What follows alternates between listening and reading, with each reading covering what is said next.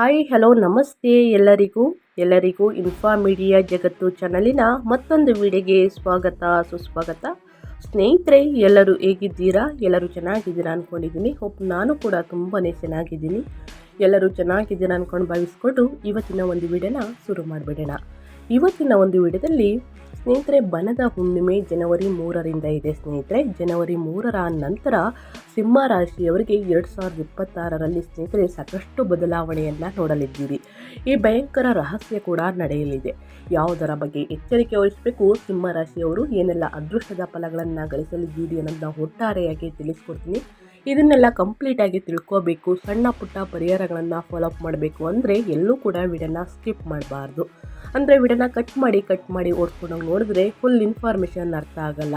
So ಹಾಗಾಗಿ ಎಲ್ಲ ವಿಡಿಯೋದಲ್ಲೂ ತಿಳಿಸ್ತಾ ಇರ್ತೀನಿ. ಮೊದಲಿಂದ ಕೊನೆ ತನಕ ವಿಡಿಯೋನ ವಾಚ್ ಮಾಡಿ. ವಿಡಿಯೋದಲ್ಲಿ ಒಳ್ಳೆ ಮಾಹಿತಿ ಸಿಕ್ಕಿದ್ದಲ್ಲಿ ತಪ್ಪದು ವಿಡಿಯೋಗೊಂದು ಲೈಕ್ ಕೊಟ್ಟು, ಇನ್ನೂ ನನ್ನ ಚಾನಲ್ನ ಸಬ್ಸ್ಕ್ರೈಬ್ ಆಗಿಲ್ಲ ಅಂದರೆ ಇನ್ಫಾ ಮೀಡಿಯಾಗೆ ಸಬ್ಸ್ಕ್ರೈಬ್ ಆಗಿ ನಿಮ್ಮ ಅಭಿಪ್ರಾಯಗಳನ್ನು ಕಮೆಂಟ್ ಬಾಕ್ಸಲ್ಲಿ ತಿಳಿಸಿ. ಸಿಂಹ ರಾಶಿಯವರಿಗೆ ಹುಣ್ಣಿಮೆ ಮುಗಿದ ನಂತರ ಹೊಸ ವರ್ಷದಿಂದ ಬದಲಾಗಲಿದೆ ನಿಮ್ಮ ಭವಿಷ್ಯ. ಸಕಲೈಶ್ವರ್ಯ ಪ್ರಾಪ್ತಿ ಅಂತಲೇ ಹೇಳಬಹುದು. ಯಾವುದರಲ್ಲಿ ಏನೆಲ್ಲ ಬದಲಾವಣೆಯನ್ನು ನೋಡಲಿದ್ದೀರಿ ಅನ್ನೋದನ್ನ ನೋಡ್ತಾ ಹೋಗೋಣ. 2026ರ ಹೊಸ ವರ್ಷದಲ್ಲೇ ಹೊಸ್ತಿಲಲ್ಲಿ ನಾವಿದ್ದೀವಿ ಅಂತಲೇ ಹೇಳ್ಬೋದು. ವೈದಿಕ ಜ್ಯೋತಿಷ್ಯ ಶಾಸ್ತ್ರದ ಪ್ರಕಾರ ಸಿಂಹ ರಾಶಿಯವರಿಗೆ 2026ರ ಹೊಸ ವರ್ಷ ಹೇಗಿರಲಿದೆ? ನಿಮ್ಮ ಉದ್ಯೋಗದ ಕ್ಷೇತ್ರದಲ್ಲಿ ಇರುವವರ ಬೆಳವಣಿಗೆ ಹೇಗಿರಲಿದೆ? ವಿದ್ಯಾರ್ಥಿಗಳಿಗೆ ಈ ವರ್ಷ ಶುಭದಾಯಕವೇ? ವ್ಯಾಪಾರಸ್ಥರಿಗೆ ಜ್ಯೋತಿಷ್ಯ ದಿಕ್ಸೂಚಿ ಹೇಗಿದೆ? ಕೌಟುಂಬಿಕ ಜೀವನ ಹೇಗಿರಲಿದೆ? ನಿಮ್ಮ ಆರೋಗ್ಯ, ಆರ್ಥಿಕ ಜೀವನ, ಕುಟುಂಬದಲ್ಲಿ, ವೈವಾಹಿಕ ಜೀವನದಲ್ಲಾಗಲಿ, ನಿಮ್ಮ ಪ್ರೇಮ ಜೀವನದಲ್ಲಾಗಲಿ ಏನೆಲ್ಲ ಶುಭ ಫಲಗಳು ಇದೆಯಾ ಎನ್ನುವ ವಾರ್ಷಿಕ ರಾಶಿ ಫಲವನ್ನು ತಿಳಿಸ್ಕೊಡ್ತಾ ಹೋಗ್ತೀನಿ. ಹುಣ್ಣಿಮೆ ಮುಗಿದ ನಂತರ ಸಾಕಷ್ಟು ಅದೃಷ್ಟ ಅಂತಲೇ ಹೇಳಬಹುದು. 2026ರ ರಾಶಿ ಫಲದ ಪ್ರಕಾರ ಸಿಂಹ ರಾಶಿಯವರಿಗೆ ಕೇತು ವರ್ಷ ಪೂರ್ತಿ ಸಿಂಹ ರಾಶಿಯಲ್ಲೇ ಸಂಚಾರವನ್ನು ಮಾಡಲಿದ್ದಾರೆ. ಗುರು 11ನೇ ಮನೆಯಲ್ಲಿ, 12ನೇ ಮನೆ ಮತ್ತು ನಂತರ ಲಗ್ನದಲ್ಲಿ ಸಂಚಾರವನ್ನು ಮಾಡುತ್ತಾರೆ. ಶನಿಯು ನಿಮ್ಮ ರಾಶಿ ಚಕ್ರ ಚಿಹ್ನೆಯಿಂದ 8ನೇ ಮನೆಯಲ್ಲಿ ಇದ್ದು ಧೈರ್ಯದೊಂದಿಗೆ ಪ್ರಭಾವವನ್ನು ಬೀರುತ್ತಾರೆ. ಪರಿಣಾಮವಾಗಿ ಈ ವರ್ಷವು ನಿಮಗೆ ಅನೇಕ ಅಂಶಗಳಲ್ಲಿ ಏರಿಳಿತಗಳಿಂದ ತುಂಬಿರುತ್ತದೆ ಅಂತಲೇ ಹೇಳಬಹುದು. ಆದರೆ ನಿಮ್ಮ ಆತ್ಮವಿಶ್ವಾಸ, ತಾಳ್ಮೆ ಮತ್ತು ನಿರಂತರ ಪ್ರಯತ್ನಗಳ ಮೂಲಕ ನೀವು ಬಹುಕಾಲದಿಂದ ಬಯಸಿದ ಯಶಸ್ಸನ್ನು ಸಾಧಿಸಬಹುದು.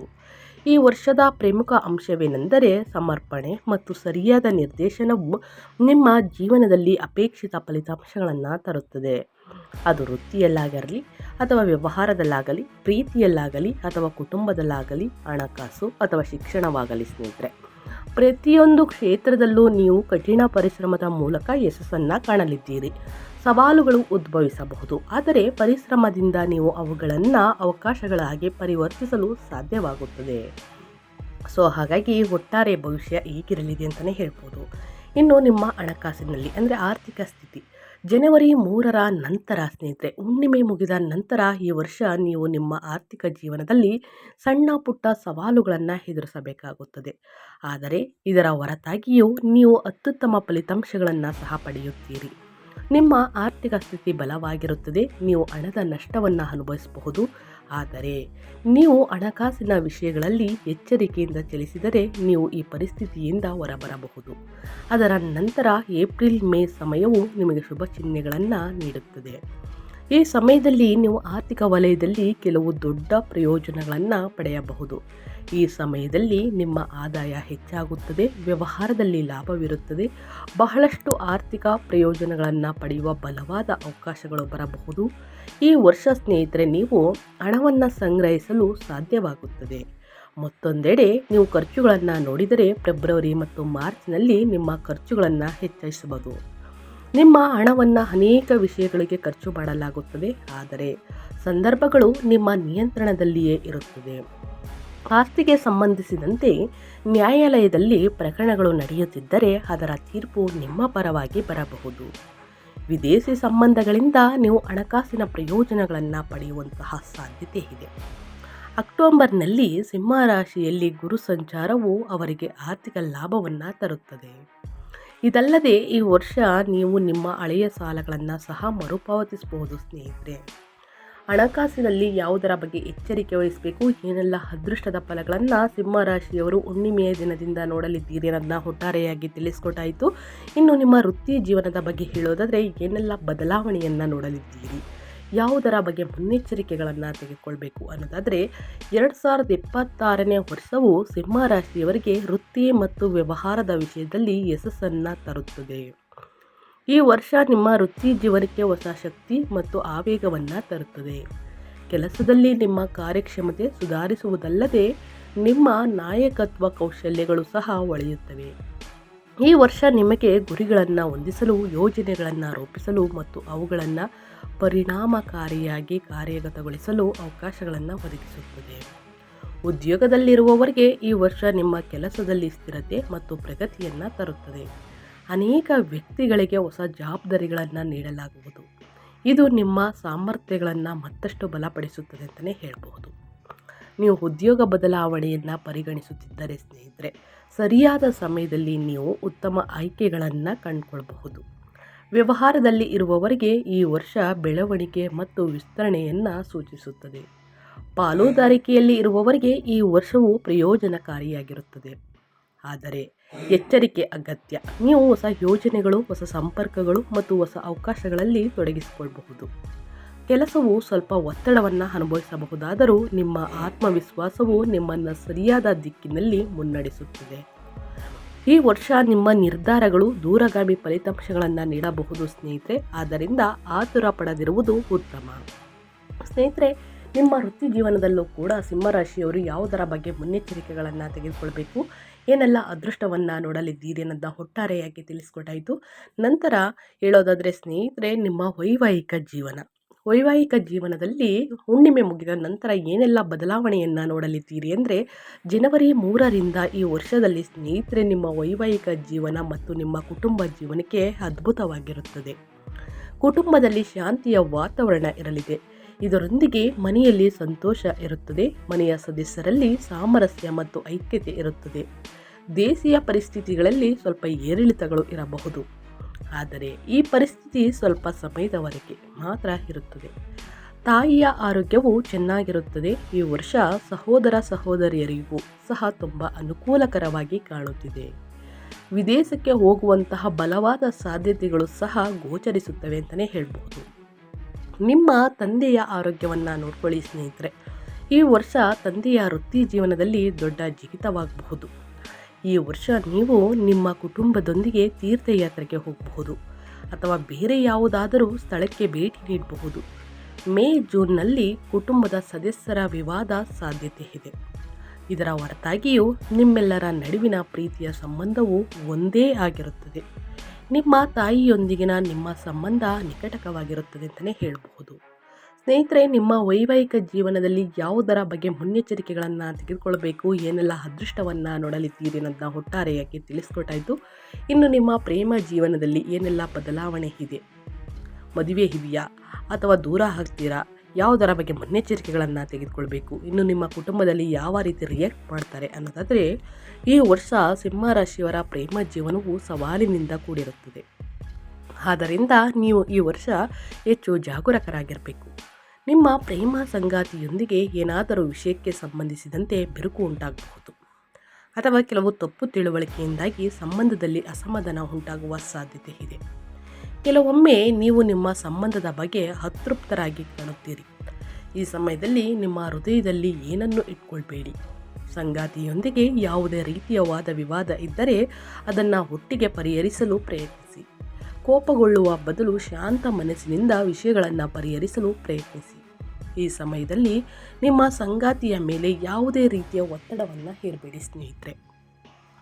ಈ ರೀತಿ ಏರಿದ್ದಲ್ಲಿ ಪ್ರೀತಿ ಪಾತ್ರರ ಸಂಗಾತಿಯ ಭಾವನೆಗಳನ್ನು ಅರ್ಥ ಮಾಡಿಕೊಳ್ಳುವುದು ಬಹಳ ಮುಖ್ಯವಾಗುತ್ತದೆ ಸ್ನೇಹಿತರೆ. ನಿಮ್ಮಿಬ್ಬರ ಹೊಂದಾಣಿಕೆ ಬಹಳ ಮುಖ್ಯವಾಗುತ್ತದೆ ಈ ಸಮಯದಲ್ಲಿ ಅಂತಲೇ ಹೇಳ್ತಾ ಇದ್ದೀನಿ.